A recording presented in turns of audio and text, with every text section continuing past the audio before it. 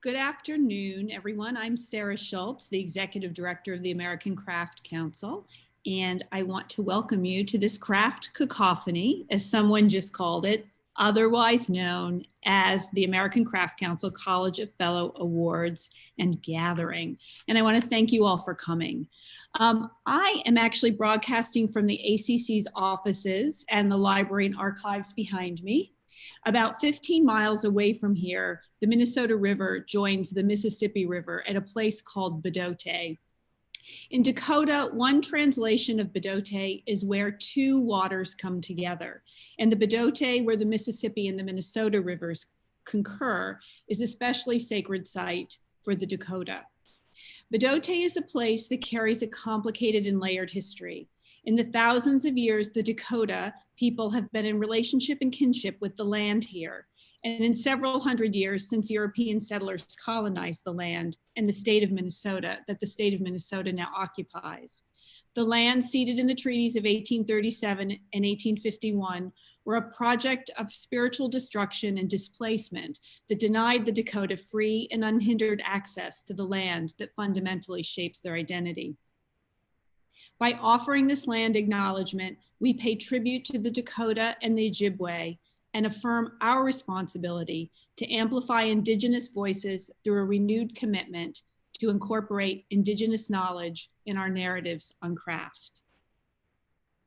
I would also invite all of you to consider the land on which you live and the confluence of legacies that bring you to stand where you are today. For this is a day of honoring. This is how we show and we are showing our appreciation by offering space and our presence, time, and attention to our colleagues who have dedicated a life and career to our field and to their craft. And by virtue of their commitment, dedication, and devotion, these fellows and awardees, both past and present with us today, also honor us.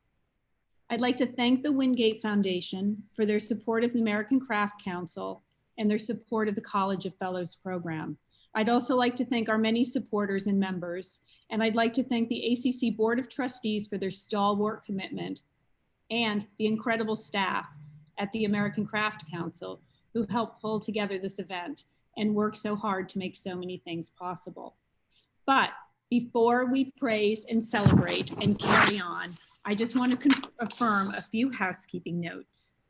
I really do encourage you all to use the chat feature at the side throughout the event to acknowledge, throw out kudos, throw out jokes. We will actually be, not only are we recording it, will we be keeping it, and we're going to produce a transcription of it to send to everyone afterwards. So please feel free to use it liberally.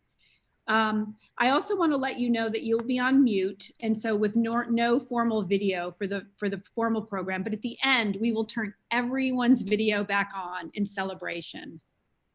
And I want to make sure that you all did check out the awards features in the magazine, and I know you all have it because I'm sure you're all members, because one of the benefits of being a member of the American Craft Council is to receive the beautiful American Craft magazine. So I encourage you all to look at this, and I'd also like to encourage you to go to the website, because I am in the library, and Beth Goodrich, our librarian, actually has spent the last several weeks actually uploading a wealth of information and images about all of the fellows and awardees on our website and in the archives of the Craft Council Library. So without further ado, I would love to introduce ACC trustees and members of the College of Fellows, Bruce Pepich and Tom Lozier, who will be our illustrious hosts for the rest of the event. Thank you.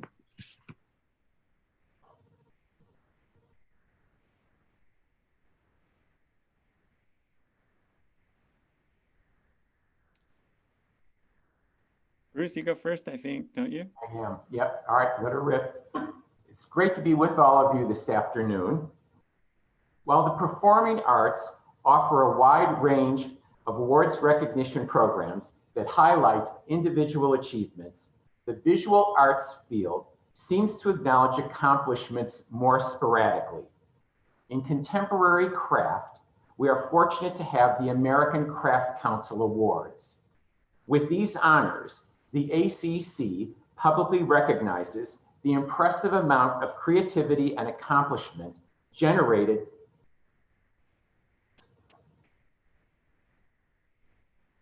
in this field by shining a light on exemplary long-term career accomplishments. The College of Fellows is not a place or a facility, but a group of artists and thought leaders who have contributed a minimum of 25 years of service to the craft field. These contributions can include the creation of important bodies of work, teaching and mentoring, volunteer service on boards or organizations, writing, and curating, among others. The council created the college in 1970, and the first entrants were announced in 1975.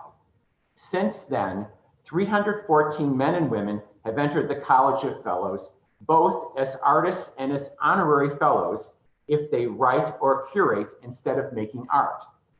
49 of the fellows have received the additional recognition of the gold medal. Every other year, a new group of potential candidates are nominated by fellows and leaders in the field.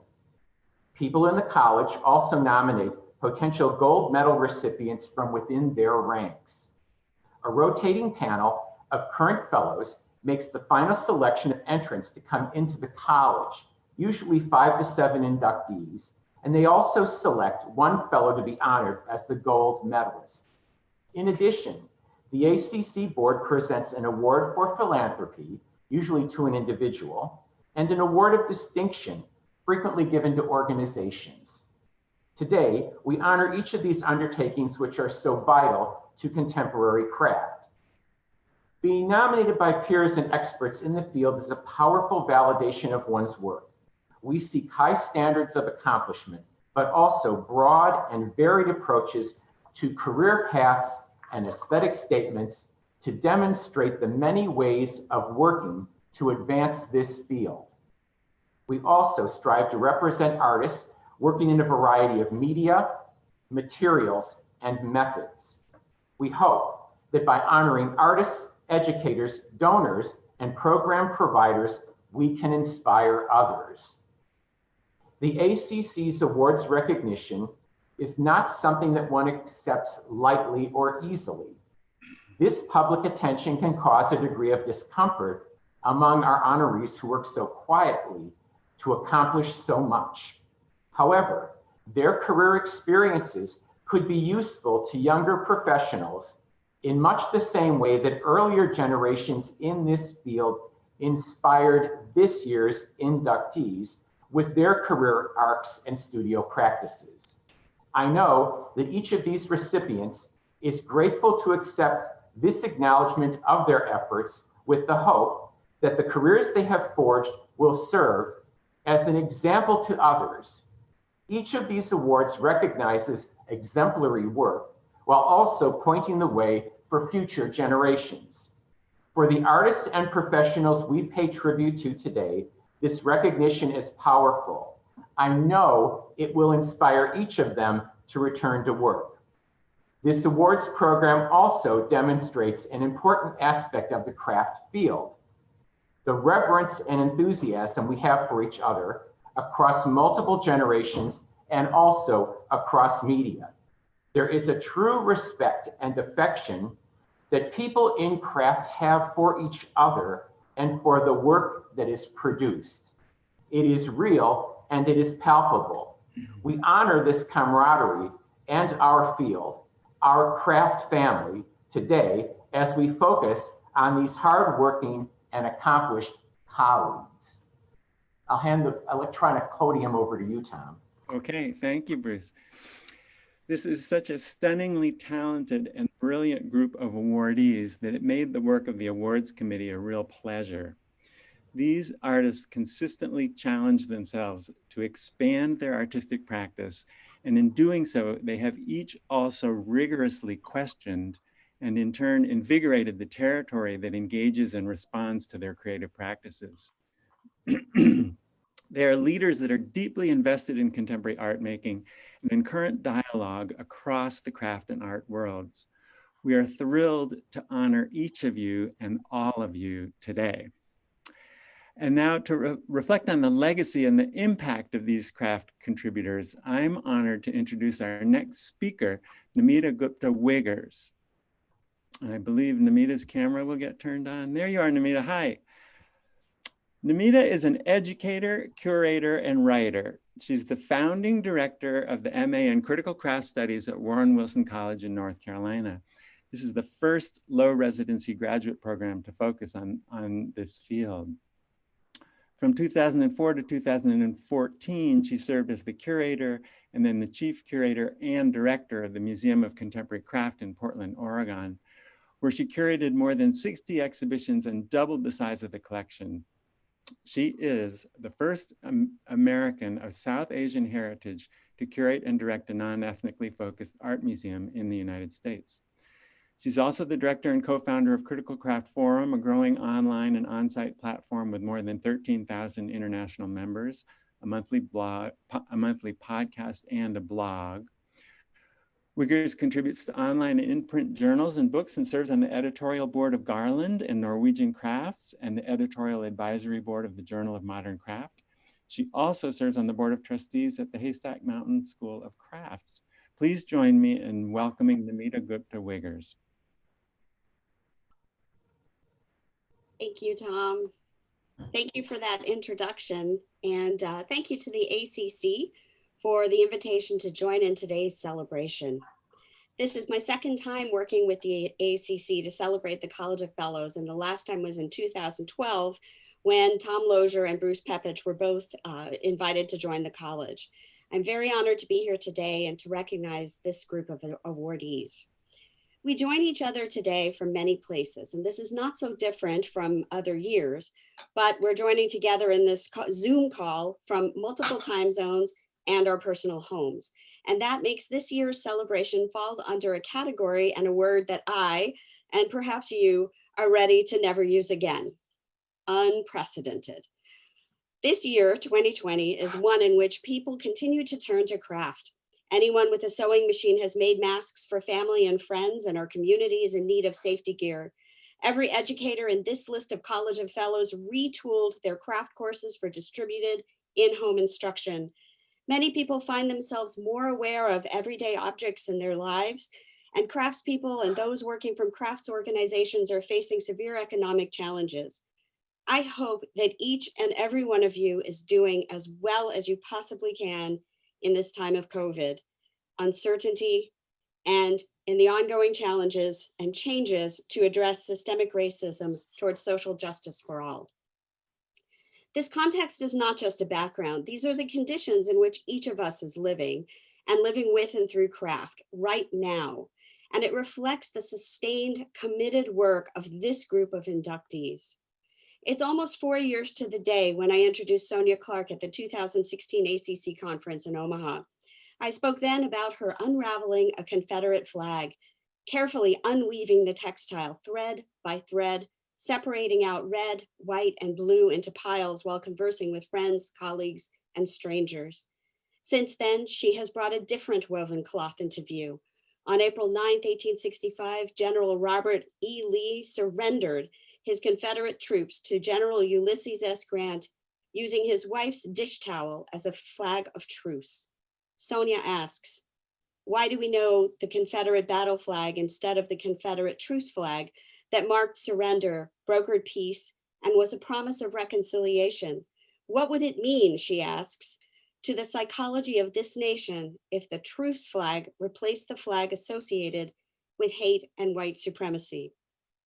Her work, Monumental Cloth, The Flag We Should Know, enlarges the scale of that dishcloth housed at the Smithsonian to the scale of a massive flag, calling our attention to the symbolic power of textiles and the ways in which Sonia makes the invisible visible. Perhaps being at home these past several months during COVID has brought the objects that surround you into everyday view. How do you determine the value of these objects? Lisa Gralnick's The Gold Standard remains one of my favorite bodies of work to plumb the complexities of value with students. The multi-part project includes casts of recognizable commodities and objects in 18-karat gold and plaster, a violin, for example, on which the amount of gold used represents the monetary value of the depicted violin. If completed today, the project would be exceedingly different. Gold prices have nearly tripled since she created this work. This illuminates yet another layer of changes over time to the questions of value in her project. Perhaps living at home has made you more aware of the systems within which we live. Bob Trotman's satirical sculptural critique of corporate culture, greed, and the growing gulf between the haves and the have-nots challenges societal fissures between the facade of perfection of the 1950s and the actualities of the effects of capitalism. Here, craft is the vehicle to explore tension between hyper-individualism and community. Perhaps Annabeth Rosen's description of her process as building, breaking, building echoes what is happening in the world for you right now too. I feel that the struggle of creative process when Annabeth describes wanting to make that, but ending up making this. Her words echo the viscosity of life right now.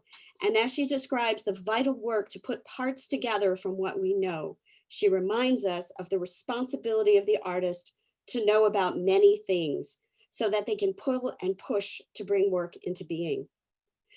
Perhaps you noticed too that this Zoom experience illuminates key aspects of Catherine Gray's material inquiries through glass. Kathy reminds us to pay attention to what is around us, of the transparency and opacity of everyday objects as much as the qualities of light itself.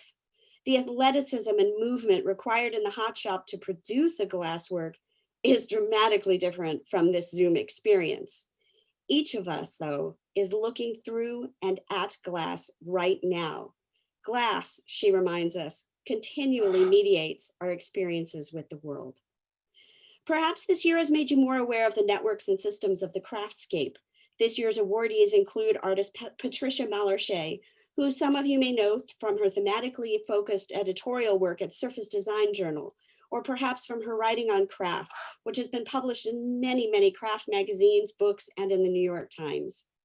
An organization addressing craft in a sociocultural context right now, the Fuller Craft Museum's website gives a clear understanding of how programming has shifted there in the past decade to be responsive to their community. Be sure to see the list of the full staff from security to curator to director. These are the people that are making things happen. The Fuller may be one of the only craft museums that Barbara Waldman has not yet served in some capacity. I had the honor of serving on the ACC board with Barbara from 2010 to 2016, and her dedication to craft sets a standard for commitment. She listens first, asks questions to understand, and takes action. Making things better through connecting with people is her priority. Those of you who have had a conversation with her know the intensity of her focus that accompanies a great sense of humor and a joy in people. Which brings us to gold medalist Joyce J. Scott, 2016 MacArthur Fellow, artist, craftsperson, performer. Joyce, Sonia, and I participated with a number of other people in a panel at College Art Association organized through Critical Craft Forum in February 2016. The transcript will be available in a forthcoming anthology, The New Politics of the Handmade. Sonia began her presentation that day with a Ralph Ellison poem, and Joyce began with a call and response to lines from the poem read by Sonia. And I'd like to share a small portion with you today. Sonia, understand simply because people refuse to see me. Like the bodiless heads you see sometimes in circus sideshows, it is as though I have been surrounded by mirrors of hard, distorting glass. Joyce, my job, the one that I've chosen, is to break the glass. It's maybe why I use glass in my work. I believe that I'm always seen, but you refuse to see my quality. I believe that my work is art. I believe that my work is craft. I deserve to be with anyone, any artist, and I deserve to make as much money as any artist. But to defy or to say that I am not a craftsperson as well as a fine artist means that I diminish, spit on, forget my mother, my grandparents, my great-grandparents who are potters and weavers and all the things that they did. So my job as an artist, and I don't believe it's every artist's job, is to shine and to use all of the facilities that were given to me. It is to break that glass, take a shard and cut through the next veil. because that's what someone did for me. I'm captivated by the stories of first teachers shared by this year's fellows. Lisa Gralnick speaks of her father, and both Lisa and Annabeth talk about Saturday classes and museum programs as points of entry into the work they do now. Bob acknowledges his 8th grade woodshop class and the Foxfire books. Sonia Clark's grandmother was a seamstress. Joyce Scott's mother, Elizabeth Caldwell Talford Scott, a textile artist. And it is particularly poignant that Joyce Scott, one of Sonia's teachers and mentors, shares this honor with her today, and with this incredible group of honorees. These are the stories we will hear after this pandemic, where people learned from one another, for the fellows who will come in the next 50 years. Congratulations to all the honorees. Thank you so much for what you bring through craft into our lives. Thank you.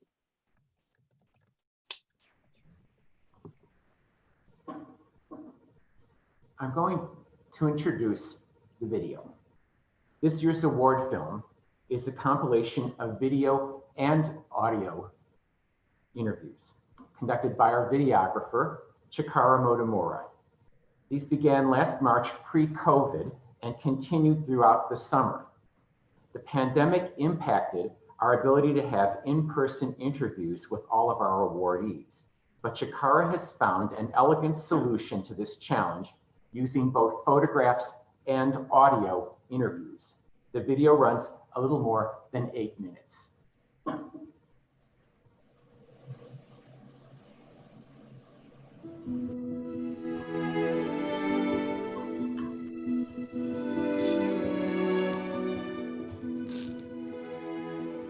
People ask me how I started as an artist. I tell them in vitro, because my mother was an artist and she was my first teacher, Elizabeth Caldwell Talford Scott.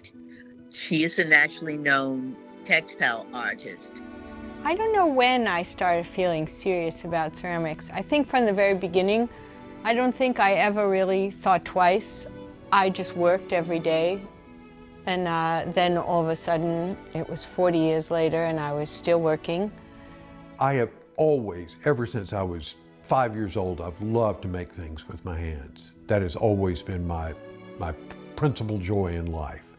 So much of it was my own sense of total enjoyment of being in a quiet place, doing my hand playing, my chisels, and just feeling in control of my life, and just made me very, very happy to do it. When I was quite young, my grandmother would live with us every once in a while, and she was a tailor, and she taught me how to sew. She is the one who sort of instilled in me this notion that through thread and needle, you can capture stories. I was a rebellious teenager who was coming of age during the Vietnam War era. So they signed me up for a Saturday jewelry class. This Saturday jewelry class would change my life. Something in that skill set just fit me, and it was a kind of perfect balance of utilizing my love of mathematics and measuring things and pattern making with a creative outlet. I had thought when I was an undergraduate in art school that I wanted to design furniture and lighting fixtures. And I remember wandering into the glass studio and seeing a couple women working in there, and I thought, wow, that looks really cool. I really should take that class, so I did. And then I was hooked. Our mission is really to make contemporary craft accessible to all by collecting the best and the widest range that we can find to educate through craft, both, hands-on through classes and workshops, and also from publications. Fiber Arts magazine started up in the mid-1970s. I did a lot of writing for them.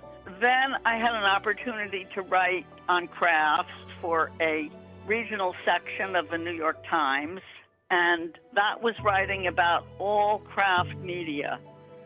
My sister's mother-in-law was on the board of ACC, and she looked at me one day and she said, "You'd be a great board member," because I had business experience and board experience, and I knew a little bit about the craft world at that point.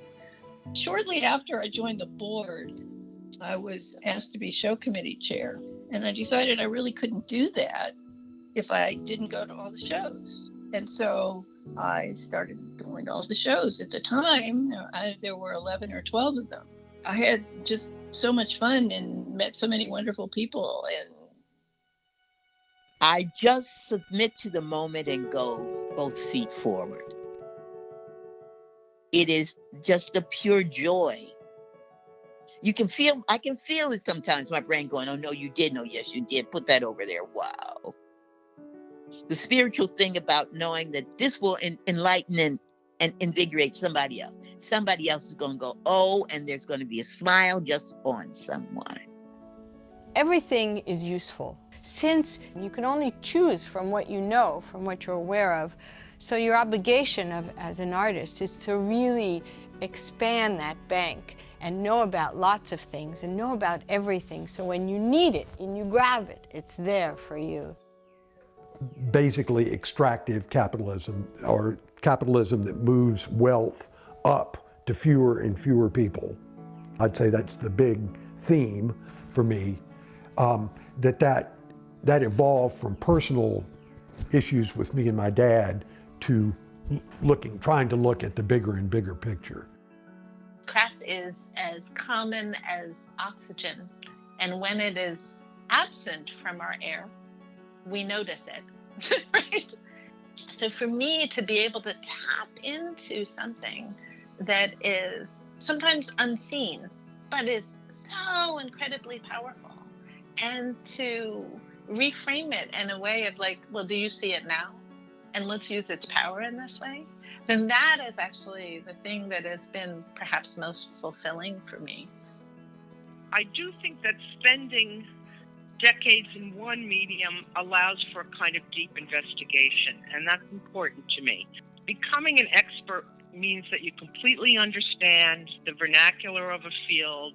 It has kind of freed me up and allowed me to sort of tackle things in my work that have nothing to do with jewelry or metals. They have to do with history, and they have to do with humankind and larger issues that I'm interested in. What if all that glass were black, were opaque? And how would that be different? And you're sort of confronted with this wall, basically, of these, of glass that you would think you would normally see through or not really pay attention to, and now it's not letting you do that. Some of that has to do, as I mentioned, with our current political situation, but it also just has to do with this idea of things that we kind of take for granted. This ability to kind of understand the world and maybe realize that it's a lot harder than we think, or there's a lot more to it than we knew. People come to follow craft, they're given the opportunity to relate to these objects and to also discover new possibilities for these objects that we live in, and new possibilities for this material that surrounds us every day, whether it's wood or glass or metal, fiber or clay, and it really elevates the everyday into something transformative and something magical. And I think that kind of connection to our own humanity is what makes craft so powerful and what keeps our visitors coming back time and time again to see what we have on exhibition. It's also how fiber is being looked at. I guess it's just the expanding awareness of the largeness of textiles in human experience, and how it has been important to the cultural history of humanity since the very beginning, and how it continues through all the culture of the world. It's like a common language that can get over language barriers. I don't see it as work. My life would have been so different without this. I've made so many wonderful friends that share a common interest, and so many artists who become good friends, who make these amazing things. And I don't know, I feel like I've gotten more than I've given. It's been a great adventure. It's very important because it is an organization that creates opportunity for craftspeople, that talks, catalogs, and fulfills those kinds of educational and aesthetic needs. That's what the American Craft Council does. And it is a beacon for artists. It's a beacon for craftspeople who know that there's an organization that represents and supports them.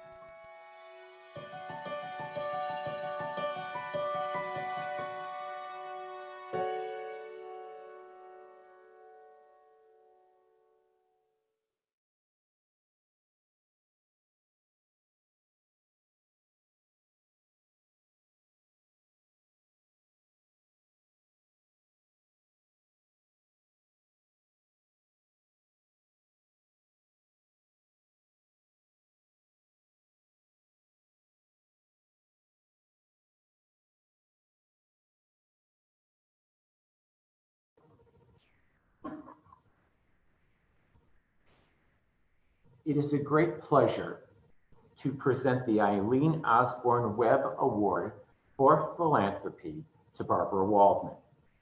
There are many ways that people support the American Craft Council. Although Barbara has been a dedicated financial contributor to the ACC, we honor her today for her contributions of time and expertise over the past 20 years. Barbara's great source of wealth is her intellectual capital, her ideas and hard work. The ACC has had the great good luck to be the recipient of her generosity and her enthusiasm. Barbara was introduced to art as a college student. She discovered contemporary craft by visiting Chicago's Old Town Art Fair, and this started a lifelong interest. She has served on the boards of the Museum of Craft and Design in San Francisco, the Museum of Arts and Design in New York City, the Art Jewelry Forum, and the Smithsonian's James Renwick Alliance. Barbara was appointed to the ACC Board of Trustees in 1997, and she has been actively involved ever since. Shortly after Barbara arrived, she was asked to chair the show committee. In this role, she attended all of the council's retail and wholesale shows at a time when there were 11 or 12 per year across the US. She has been extremely dedicated to the council's efforts to support artists by providing retail opportunities. Barbara was board secretary from 2010 through 2011 when the ACC relocated from Manhattan to Minneapolis. Her efforts enabled the council to better serve the national field from a new home. Barbara followed this by serving as board chair from 2011 to 2014. Barbara's commitment to the ACC board meant that she was always present. On the rare occasion she could not attend a meeting in person, she would phone in, and I have seen her at multi-hour meetings keeping track of every detail with only the phone to connect us. Her focus and attention, while looking at every issue from every angle, has always impressed me, for she has always kept the people the ACC serves foremost in her mind. In 2018, the trustees established the title Life Trustee to acknowledge particularly stellar service by former board members. Barbara was one of the first to receive this lifelong recognition, and she remains in touch with the board today through continuous contact. Please help me congratulate and thank Barbara. Wow. Thank you, Bruce, for those kind words, and Namita too. Namita, you actually made me laugh out loud there for a minute. I'm glad I was on mute. I am so honored to be recognized in this way. And thank you to everyone who's joined today too. I see so many familiar names and faces scrolling across the screen. It's so meaningful to receive this award named for the founder of the American Craft Council, Eileen Osborne Webb. Mrs. Webb, as she was called, was a strong woman with a vision that never wavered. From her start, helping people make a living by selling in a small community marketplace during the Great Depression, they sold agricultural products and also whatever she would term home craft. Through World War II, to America House, through the post-war era, throughout her lifetime, she continued to organize and advocate for craft. Today, we have all of these thriving organizations that have been mentioned that are a testament to Mrs. Webb's accomplishments. The American Craft Council and all that it does to champion craft. The Museum of Arts and Design in New York City, which is home to so many progressive craft exhibitions. Even the School for American Craftsmen, which is now part of the Rochester Institute of Technology, was started because of Mrs. Webb's initiatives. So I am so grateful to Mrs. Webb, who made it possible for me to have such a rich life. I am grateful to the American Craft Council for this recognition. I've had so much fun that it just feels undeserved. And I feel grateful to all the artists who bring beauty, creativity, and thoughtfulness to my world. I am so proud to be part of this esteemed group, and I thank you all. This is just to let you know what's going on now is that Bruce and I are going to alternate, and we're going to introduce each of the awardees. So I'm going to step in at this point and speak to the Fuller Craft Museum. There's a video called "What is Craft" that is posted on the About page of the Fuller Craft Museum website. It's a great 4-minute video, but I want to highlight an editing and a curatorial decision that's especially characteristic of the way the Fuller Craft Museum consistently and relentlessly puts artists and their work first and foremost. And that moment actually happens after the end of the video. As the credits are rolling, the main component of those credits is a slow scrolling list that meticulously identifies every artist and the title of their work that makes an appearance in the video, even if it's just a piece one sees in the background as the camera moves through the exhibition spaces. The Fuller Museum also prominently posts a freedom of speech commitment that's the best such institutional policy document that I've read.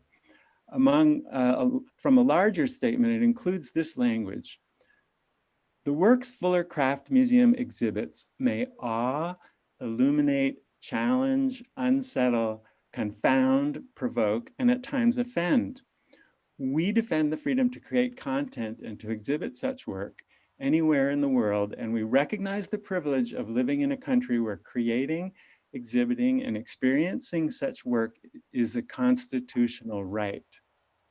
To exhibit works of art is not to endorse the work or the vision, ideas, and opinions of the artist. It is to uphold the right of all to experience diverse visions and perspectives. If and when controversies arise from the exhibition of an artwork, we welcome public discussion and debate with the belief that such discussion is integral to the experience of the art. That's just a portion of the excellent statement.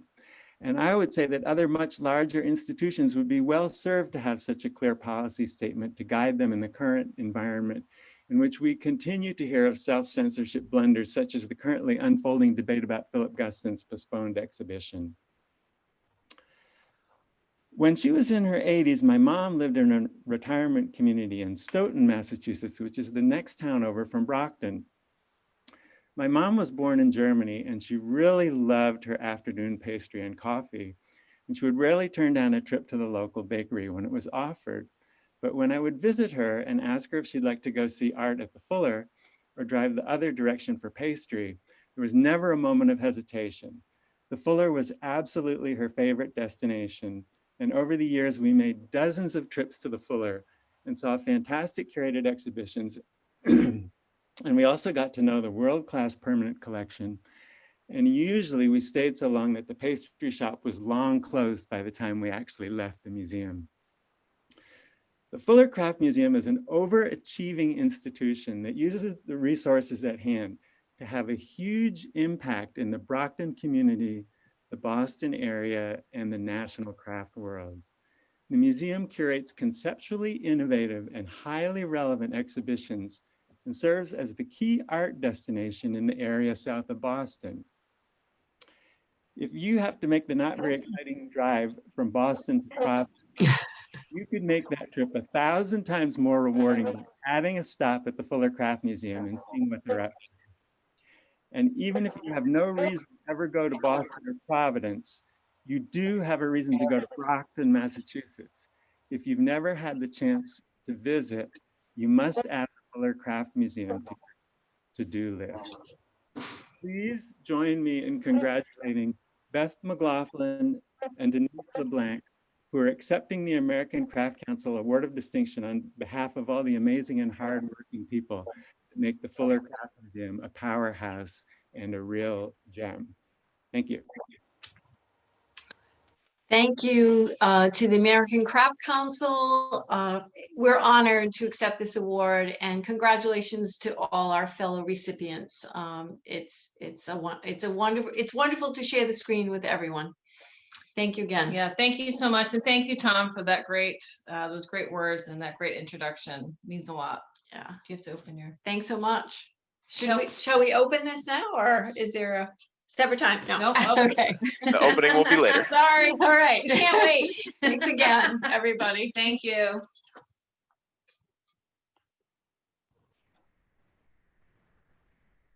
I want to thank Tom for keeping us on track with a little bit of information about the playbook. The next honor we're going to talk about is the recipient of the Honorary Fellow Award. And then this will be followed by us taking turns talking about the people who are becoming the fellows of the college. Patricia Melarche is known as both an artist and a well-respected writer and editor, working for decades in the field of craft. Her work as an artist involves stitching fabric and plastics in small units that she then uses to create larger compositions. She incorporates ready-made fiber elements and found objects to connect her work to contemporary life and reflective materials to add to the work's visual complexity. Her pieces have been included in exhibitions around the world, including the show Frontiers in Fiber, which traveled through Asia under the auspices of the US Information Agency. The American Craft Council is focusing in particular on Patricia's unique contributions to the documentation of this field as a writer and editor, specializing in contemporary craft and textiles. We are naming her as the Honorary Fellow this year. Patricia served as the assistant to a magazine editor in the early 1950s. Always interested in art, she entered graduate school in 1954 and received her MFA degree from Catholic University of America. Although this degree was in painting, Patricia found herself drawn to making textiles in the 1960s. Her interest in writing was never far away, and she began producing reviews for the ACC's publication, Craft Horizons, which was the predecessor to American Craft, beginning in 1976. During this time, she also contributed articles and reviews to Fiber Arts, Fiber Art Now, American Ceramics, and Metalsmith. In 1980, Patricia began covering regional craft news for the New York Times, where she continued to work until the mid-1990s. However, it is for her work as editor of the Surface Design Journal that Patricia is most universally admired. Under her steady guidance, the Surface Design Journal became known and respected as the primary thought-leading publication on contemporary textiles. Please help me congratulate Patricia.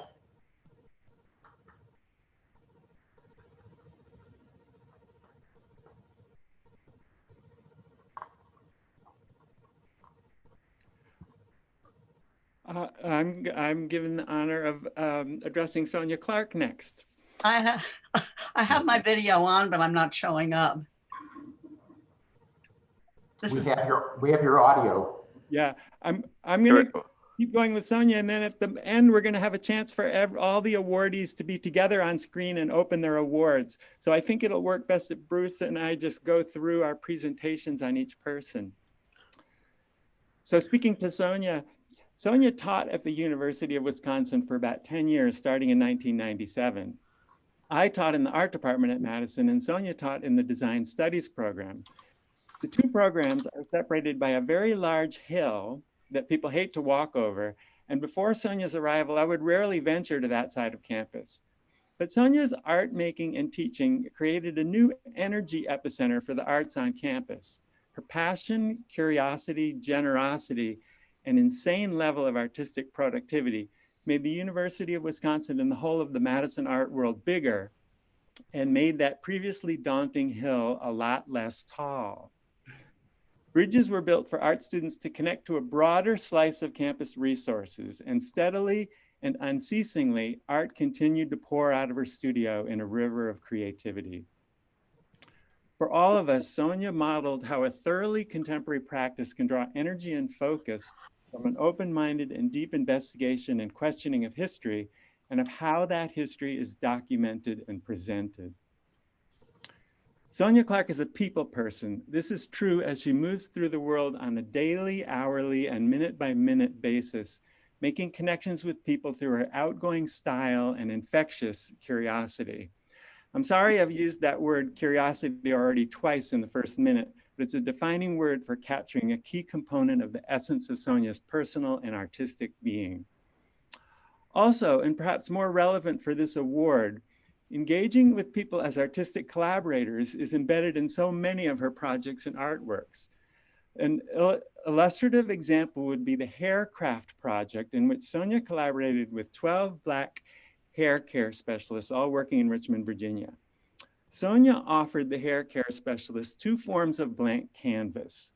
One was an actual canvas, and the other was her own head of living hair. Each hair artist then made a creation on Sonia's head and then dove into new creative territory by mapping a hairstyle on the flat canvas using silk thread. Sonia then became a living exhibition platform showcasing each of her collaborators' work as she wore the hairstyle for a period ranging from several days to about a month. The project was documented in various ways, but my favorite are photographs that show the back of Sonia's head with the fully worked hairstyle. The back of Sonia's head is off to the right in each photograph, and the hairstylist is on the left facing the camera. So each photograph succinctly captures the artist next to their artwork. These images were actually shown in the video that we watched. It was up there just super briefly. Sonia's head functions as an art supply and then as an exhibition platform used to showcase the skills of her collaborators. Sonia, of course, came up with the elegant concept for the project and meticulously implemented it over the course of a full year. But it's characteristic of the inherent generosity of her creative practice that it creates an instant artistic community around an idea by handing meaningful power to her collaborators. Of course, many more subsequent projects have unfolded in similarly complex and layered ways, and we're all looking forward to seeing what comes next. So please join me in congratulating Sonia Clark. Can I have a moment to say something, or do you want to move to the next person? Go ahead, sure. Oh, all right. So I just want to thank everyone and let people know that I'm feeling your love. I actually had to stop reading the comments in the chat box because it started tearing me up. So thank you to all of you who are out there in Zoom land supporting me as you always have. I have so much love for the community that has supported me. I want to thank the ACC, of course. I want to deeply thank my sister Namita, who almost always brings me to tears when she introduces me.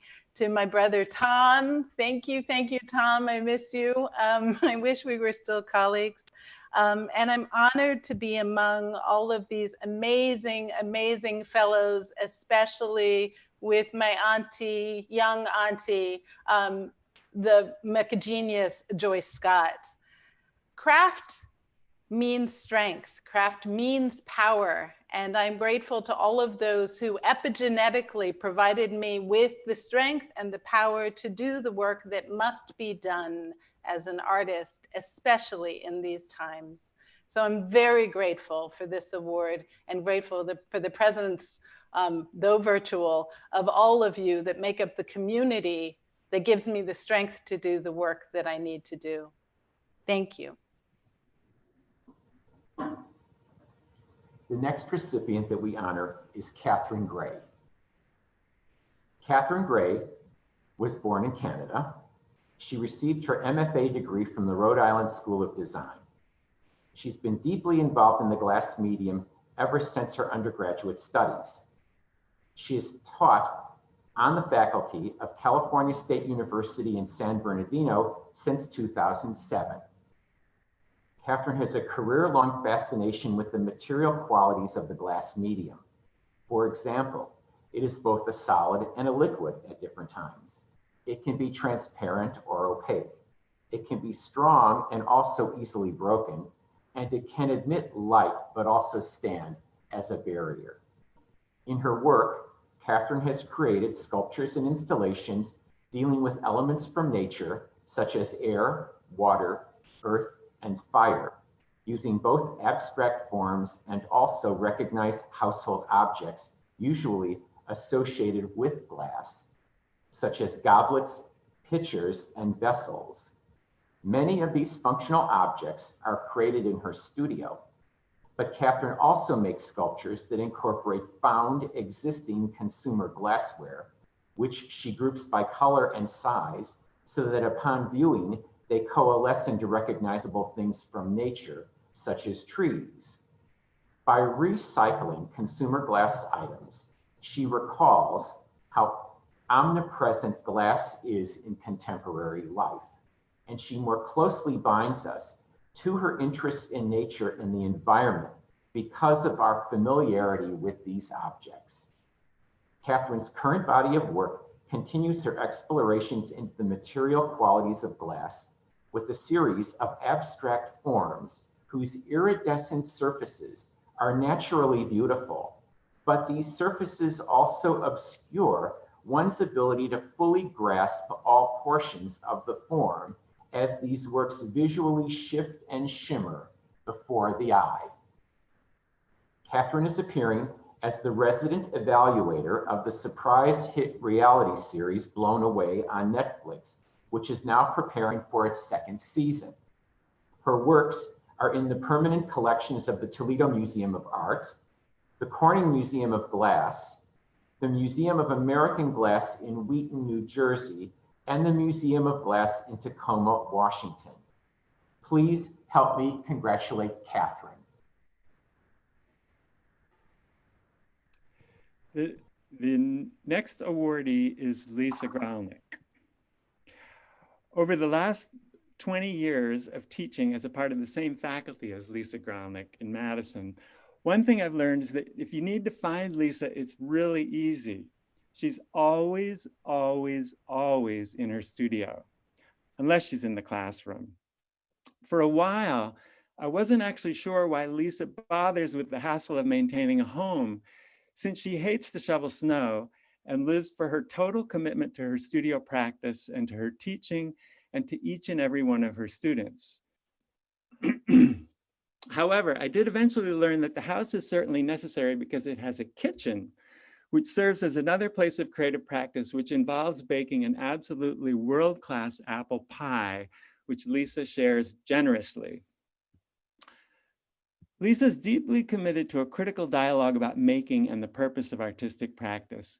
We know Lisa as a metalsmith at the top of her field, but really if one looks closely at the materials list for her projects over recent decades, she ranges far and wide in the materials she uses to find the right substance to support her conceptual goals.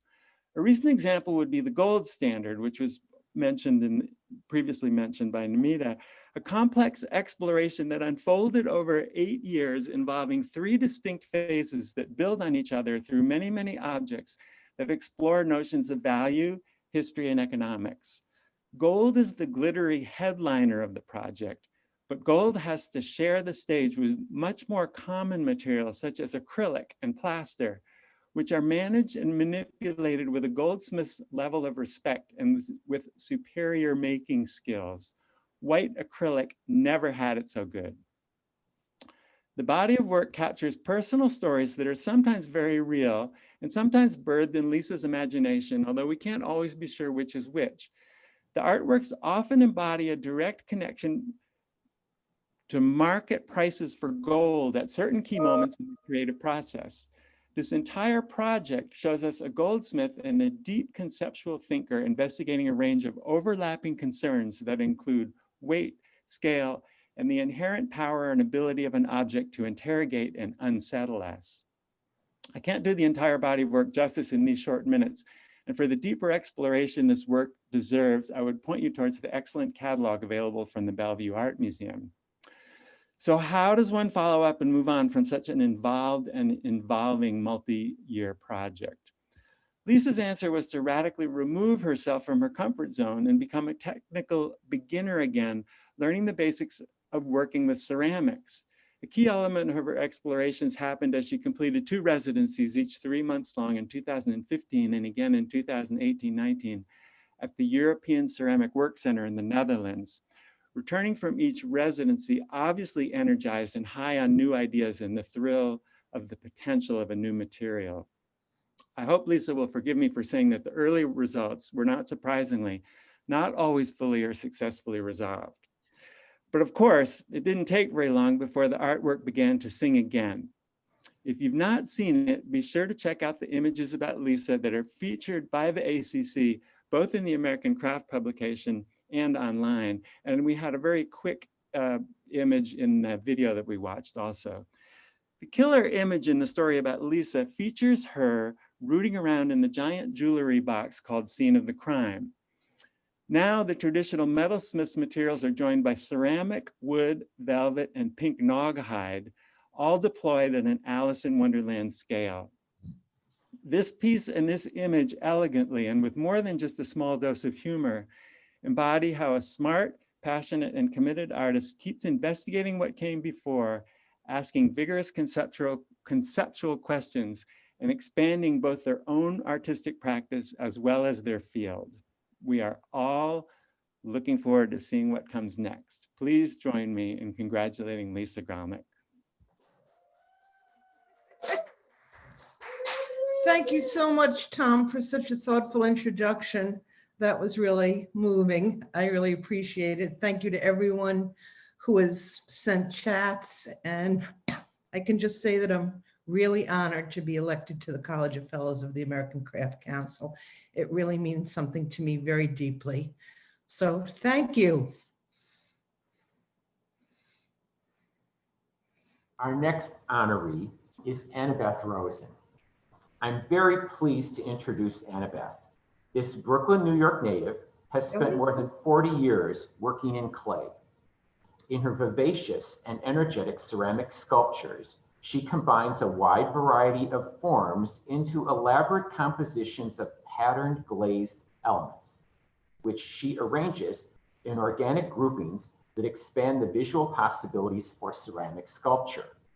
The arrangement and presence of Annabeth's pieces imply a sense of casualness on their initial viewing, but she has a trained eye and employs an educated design sensibility to carefully create assemblages of forms and patterns. She also makes large expressive drawings, and Annabeth's love of the drawn line can be seen in the linear patterning to the glaze decoration she applies to the surfaces of her ceramic shapes. These pieces are gathered and layered both physically and visually, whether bound by wire or arranged on stands. Annabeth's works can seem almost alive, as portions can suggest both instability and also a pulsing sense of growth and change. These stacked forms seem slightly anthropomorphic as they spill into the white cube environment of galleries with an odd sense of humor and provocation.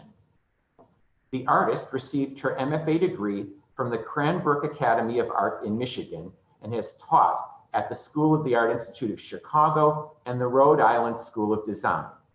Since 1977, Annabeth has been the Robert Arneson Endowed Chair at the University of California, Davis Department of Art. Her work has regularly received impressive career recognition, through the receipt of 2 National Endowment for the Arts fellowships, a Guggenheim Fellowship, a Joan Mitchell Foundation Award, a Pew Fellowship, and a UC Davis Chancellor's Fellowship. Annabeth was named a United States Artist Fellow in 2016.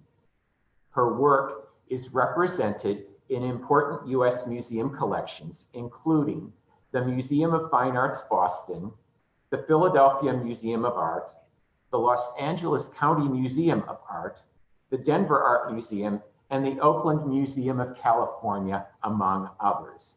Please help me congratulate Annabeth. I just want to say thank you. In these days when so many people are sustaining work under such difficulties, I'm honored to be named in this extraordinary group of artists at this extraordinary time. Thank you very much.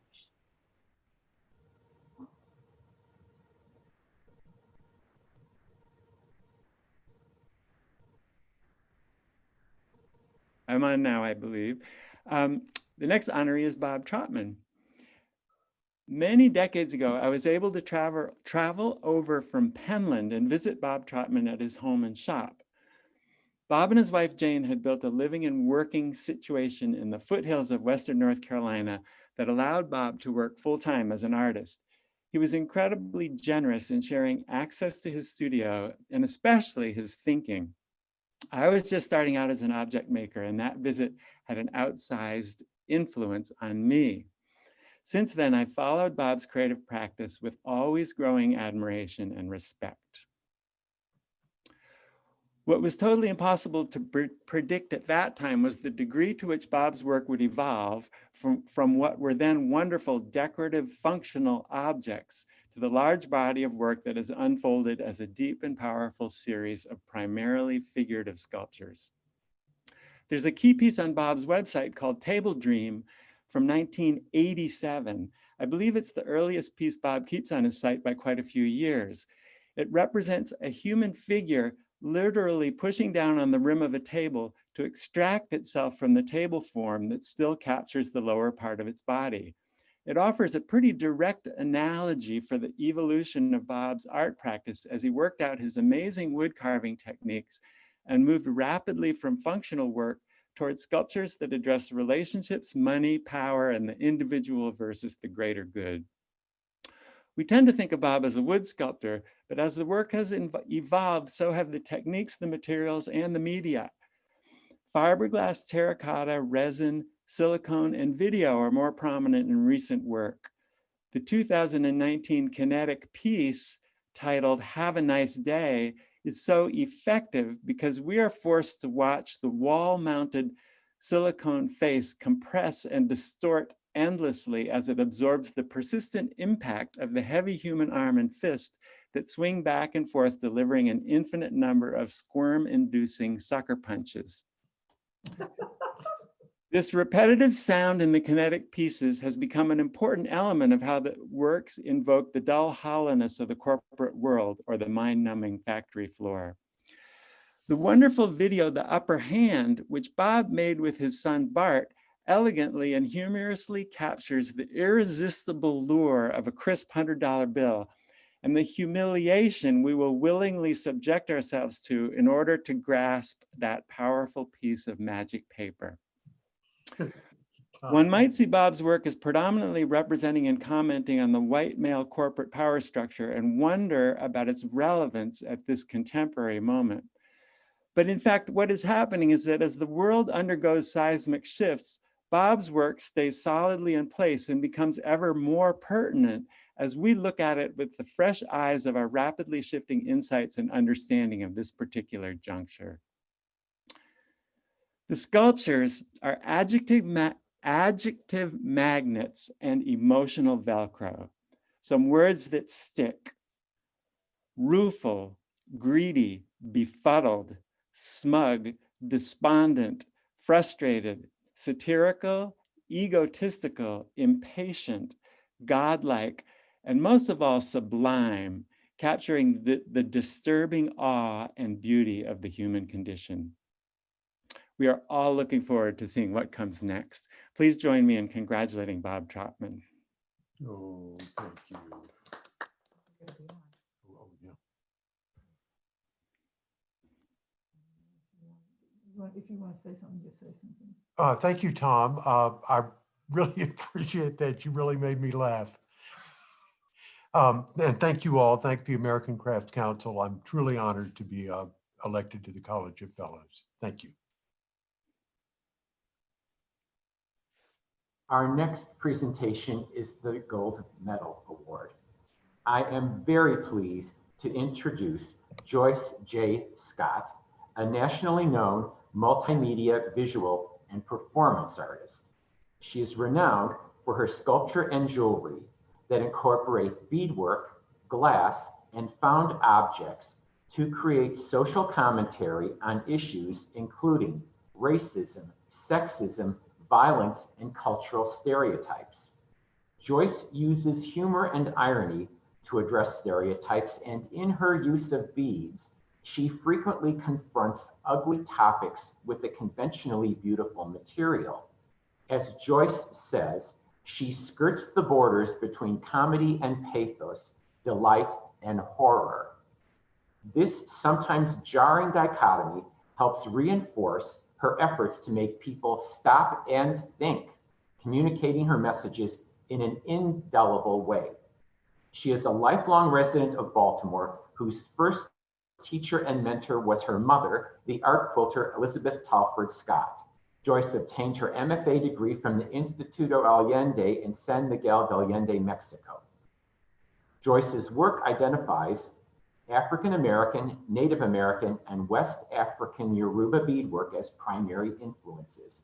However, she also refers to cultures around the globe as sources. Her works range from elaborate, oversized neck pieces to figurative sculptures that incorporate blown glass elements to installations and performance pieces. Joyce has been an active proponent of moving the medium of beadwork from its domestic role to that of a forum for more public discussions of important topics. It is thus fitting that Joyce is the first bead artist to be honored with the presentation of the Gold Medal for Consummate Craftsmanship. In 2018, Joyce created an exhibition dedicated to the abolitionist Harriet Tubman at Grounds for Sculpture in New Jersey, which also organized an accompanying career retrospective of her work. Her work can be found in important museum collections across the US, including the Baltimore Museum of Art, the Brooklyn Museum, the Corning Museum of Glass, the Detroit Institute of Arts, the Museum of Arts and Design in New York, the Philadelphia Museum of Art, and the Smithsonian American Art Museum. Joyce received 2 Maryland State Arts Council fellowships, a National Endowment for the Arts Fellowship, and a Mid-Atlantic Arts Foundation Award. She was named a MacArthur Fellow in 2016. Please join me in heartily congratulating Joyce. Thank you. Thank you, everyone. Am I unmuted? Good. Yes, you are. Well, I'd like to take this opportunity to thank the ACC and all of the artists that I'm banded in this motley crew with today, because it's like a big, wet, sloppy French kiss, and I'm enjoying all of it.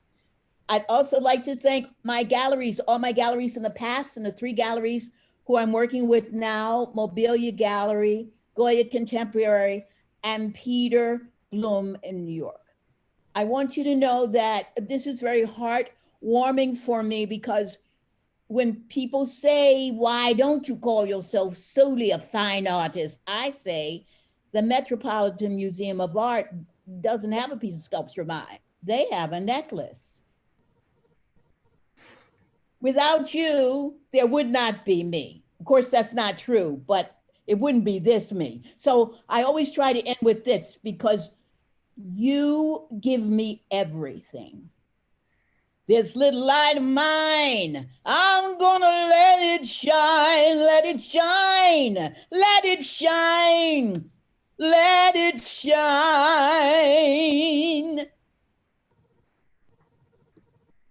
Thank you. At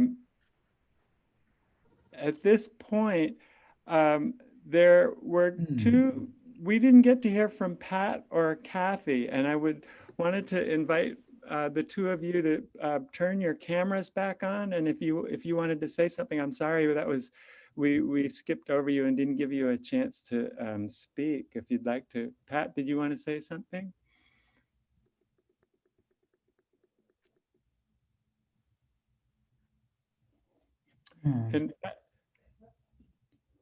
Pat, you do have to unmute your microphone in the lower. It should be in the lower left corner. Okay, I'm sorry for the technical glitches. I was saying that I always believed that an editor was doing her best job when she was invisible, but I didn't really intend to be invisible today. I really appreciate this little added time to say thank you to the American Craft Council that I have been aware of and participating in since the late 1950s, and have really been so gratified by the development and recognition within the craft community over all those years. And I also want to say a special thank you to the Surface Design Association, who gave me an opportunity to do whatever I wanted with the journal. And it was just my dream job. And I really appreciate this recognition. Thank you so much to everyone. And I'm thrilled to be here with all of you. Thank you, Pat. Kathy, did you want to say something? Sure. Thank you to the American Craft Council and all of the former fellows who've chosen to honor me in this way, and with my my cohort here today. It really is very humbling. I do want to give a shout out to my mom, who's always been a huge supporter of mine. I know she's out in the Zoom ether there somewhere. And, you know, just to all the other friends and supporters who are here today, it's pretty overwhelming. I wish I could break into song like Joyce just did. That was pretty inspirational, but I can't do that. I think it's best for everyone that I don't. But thank you. Thank you. So so all of the awardees have received by mail an actual award, and hopefully they have it close at hand. We want to thank Nomadic Press, the St. Paul printmaker that produced the awards. And at this point, we would like to invite all of the awardees to come back on camera. I think I go away and you all form a grid, and you can go ahead and open your award at this time.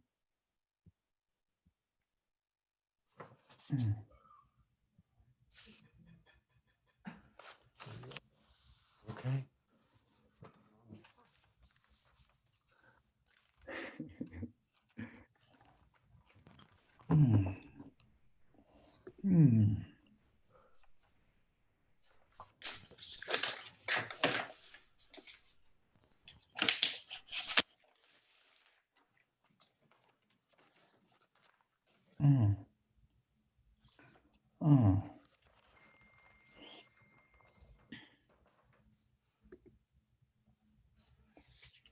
That's really gorgeous.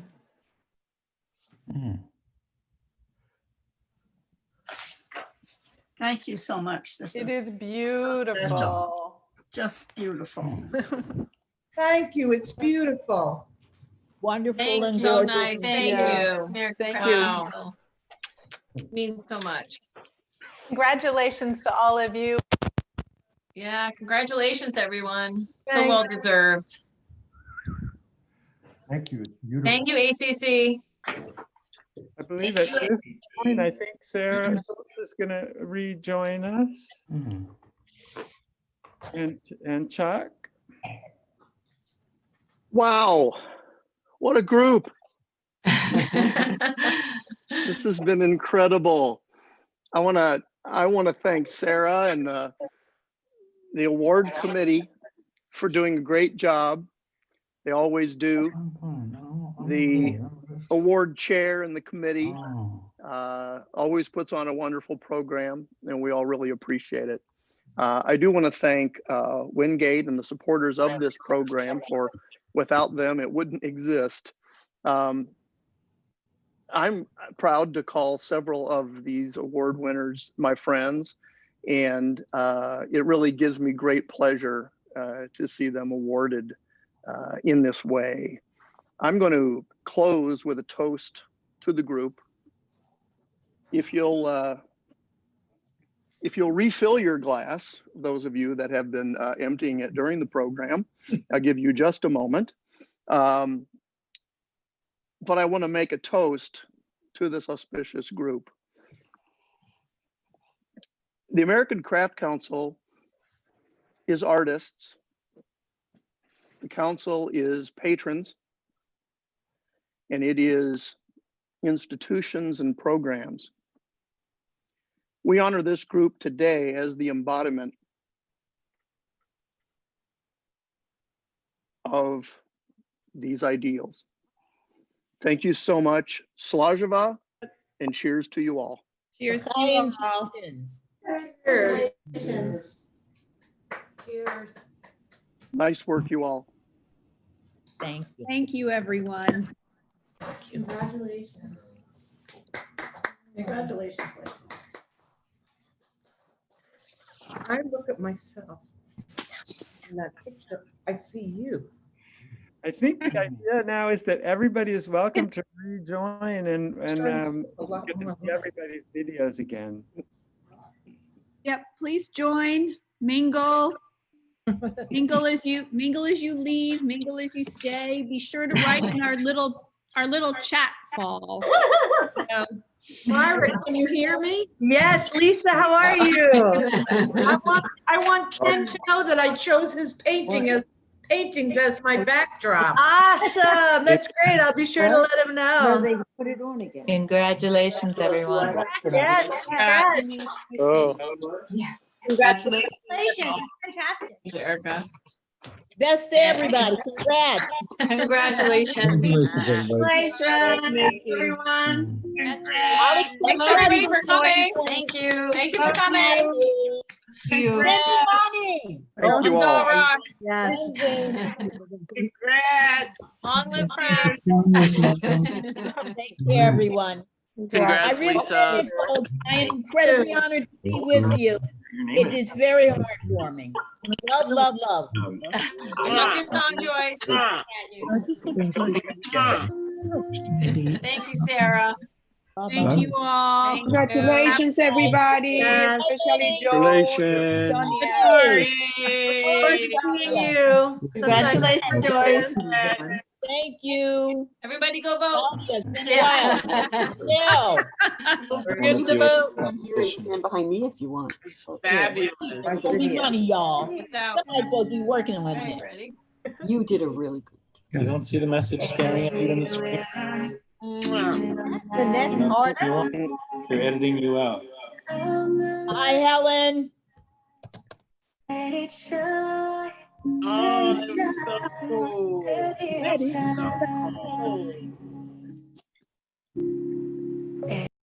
I like your hat.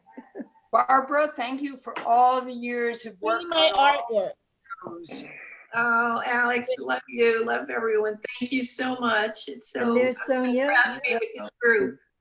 Barbara, is that one of my necklaces? Congratulations. Your necklace, Joyce, yes. Congratulations. Of course. Look at I'm wearing.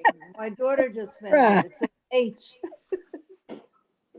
When I went through today and made remarks, started putting my remarks together, I realized if I said what I wanted to, my remarks would run a little longer than the show. So I tried to keep them brief. So thank you all. I can't honor you all enough. There's Myra, right? Where is Lisa? Lisa's in here somewhere. Lisa, where are you? Where are you, Lisa? It's something. Thank you, Sarah. There's a lot more people here. Is that Jamie? It is. Yes. Hey, how are you? Hi, Chuck. Great Alumni to see reunion. you. long time no see. Wow. Thanks again, everybody. And Never go congratulations. away. Hey, Love thank you, guys. Joy. Thank you, Bruce and Tom. Yes, thank Hey, you. Greg. Nice work, guys. Nita. Bye, everybody. Greg's in the group. Fun. Diamond's here. Hi. Wow. Doesn't anybody have a great story to tell? Something dirty? Something we can pass on? Good job, We're Joy. still recording, Joyce. Joyce, it's being recorded. You're the gold medalist. You start. 1840s. I'll stop right there. Congratulations, everybody. All right. Good night. Cheers. Good night. Cheers to everyone. Cheers. I'm also going. Good night. Cheers. Love you all. Good Good night. night, Joyce. Good night. Good night.